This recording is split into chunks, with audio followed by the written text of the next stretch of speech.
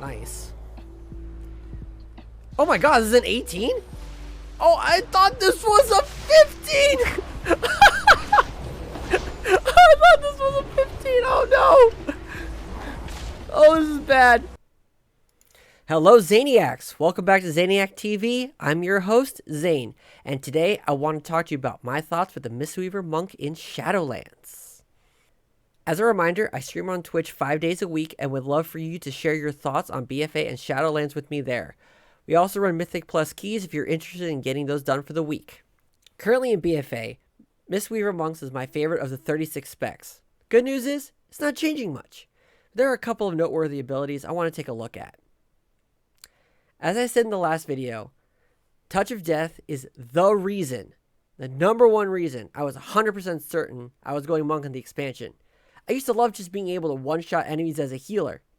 Its cooldown's a little longer than I'm used to back when I used it, but having this in Mythic Plus will definitely allow faster damage output, especially on enemies who are more annoying to kill. It's a good healing cooldown because it will spawn healing spears. Now, something I noticed in the patch notes is both Brewmaster and Windwalker show higher rank, allowing it to be used at different times for 35% of the monk's health. Mistweaver doesn't actually show that, and it's only usable when monk's health is greater than the target's current health. In my opinion, I like it better that way. And the spell Invoke Yulon, the Jane Serpent. Right now, the only real representation Yulon has with monks is its statue, which has increased its single target healing. I still think since there are 4 Celestials that they should have had 4 monk specs, 4th spec being a ranged DPS based around Yulon. But no. So now that we have this cooldown, it's going to be actually really exciting because, I mean, come on, we get to summon Yulon every 3 minutes. And it heals allies over 25 seconds. This ability is basically the talent Invoke Chi-Ji. It lasts the exact same time, and it does the exact same thing. Just it won't look like a crack crane running around. Now, with that, they did change Invoke Chi-Ji the Red Crane. I was kind of sad at first that it got changed because, against popular opinion, I actually liked using it over the Jade statue, especially in a raid environment. But then I realized that Yulon is the exact same thing. So that means I'll still be able to have it. And if I pick this talent, it's like having Conflict and Strife as a major because it's the PvP talent way of the Crane. The only thing different is that it's a 2-minute cooldown instead of a 1 minute. And this is the big one. It has no mana cost. It went from using 25% of your mana to 0. That is a huge perk. This talent is going to be really good for Mythic Pluses because they'll have more damage output as well as a massive AoE healing. It's on the same row as Jade Statue, which is primarily for single target. I mean, I'm currently using that now in Mythic Pluses, but it's still going to be something that's going to be good for pushing keys.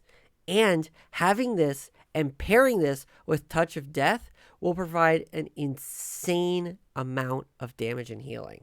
150% physical damage, and then putting out a Touch of Death. Ooh, that's going to be absolutely wonderful. Enveloping Mist. The tooltip here is pretty confusing because it says the old version has a increases healing received by your other spells by 0%, and the new one says the same thing, although it's actually currently at 40%. So I'm not entirely sure where this is actually going, but if it is going to be at 0%, it's going to definitely be a weird change. Because if this nerf is true, I'm not going to need to have it up 100% of the time, no matter what. Now, its healing over time is being increased by 20%, but it doesn't make up for that extra 40% across all healing spells. Expel Harm. At first, I loved having the idea of having a heal that affects your Soothing Mist target and yourself, but then I realized the problem with this spell right now, it doesn't work with the Monk's Mastery. And it also doesn't heal targets that have Enveloping Mist like Vivify does. And its cooldown is longer than Vivify, and its mana cost is longer than Vivify. So I'm not entirely sure how much we'll have to use this spell. We'll have to wait and see how it's going to find out in live. Or Blizzard, if I had alpha access. Fortifying Brew. This is the worst change I've seen for Mistweavers. It's going from 20% health and damage reduction to a 15% and has a 7-minute cooldown. I'm really hoping this changes, but it's not a deal breaker. Leg sweep, we talked about it in this last video. It's one of my favorite stuns, and it's increasing its yardage by 1. Renewing Mist. The only change that's coming to Renewing Mist is its mana cost reduction by 0.3%. Not much to talk about there. Soothing Mist. Healing with Soothing Mist is actually what makes Monks my favorite healer of the 6 healing options. I am a huge fan of the channel and the instant casts. It's currently receiving an 80% spell power buff, probably to try to make up the loss of Enveloping Mist, no longer having the 40% increase. But I don't feel that's going to be enough to make up for the 40% increase. But I'm definitely happy that the 80% increase is going to be there at all. Vivify. If Monks didn't already have a mana issue, this is not going to help with that.